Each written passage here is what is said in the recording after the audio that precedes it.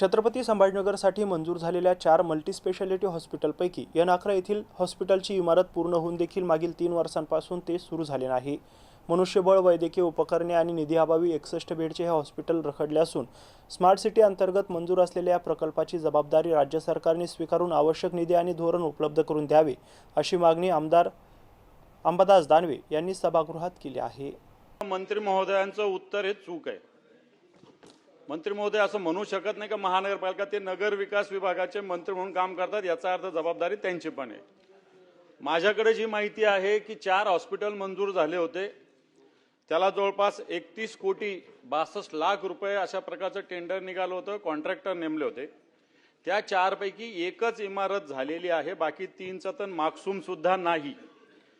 आता जर smart city अंतर्गत हे असेल तर 50% केंद्र शासन, 25% राज्य शासन, 25% महानगरपालिका, असं ही याच्यातली जबाबदारी आहे।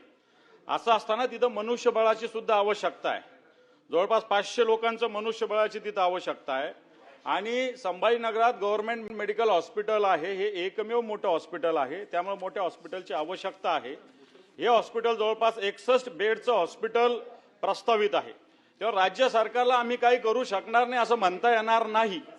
राज्य सरकारला या बाबतीत, कारण याच्यामध्ये अधिकाऱ्यांच्या वेगवेगळ्या धोरणामुळे हे झालेलं आहे। एक कमिशनर येतो, 4 हॉस्पिटल मंजूर करतो, दुसरा कमिशनर येतो, 3 रद्द करतो, आणि नंतर अजून फक्त बांधकाम झालेलं आहे। मेडिकलचा इथं कोणताही संबंध अजून आलेला नाही, ना इन्स्ट्रुमेंट, ना कोणत्याही प्रकारचे फर्निचर, ना इक्विपमेंट, याच्याविषयी कोणतंही अजून काही झालेलं नाहीये।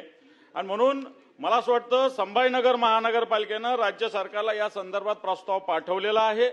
राज्य सरकारला हात वरती करून घेता येणार नाही, राज्य सरकारला याच्यासाठी निधी द्यावा लागेल, कारण हा आरोग्याचा प्रश्न आहे। याच्यात इन्स्ट्रुमेंट असेल, इक्विपमेंट असेल, फर्निचर असेल, आणि या सगळ्या विषयासाठी राज्य सरकारने 10 कोटी रुपयाचा प्रस्ताव राज्य सरकारकडे महानगरपालिकेने पाठवलेला आहे।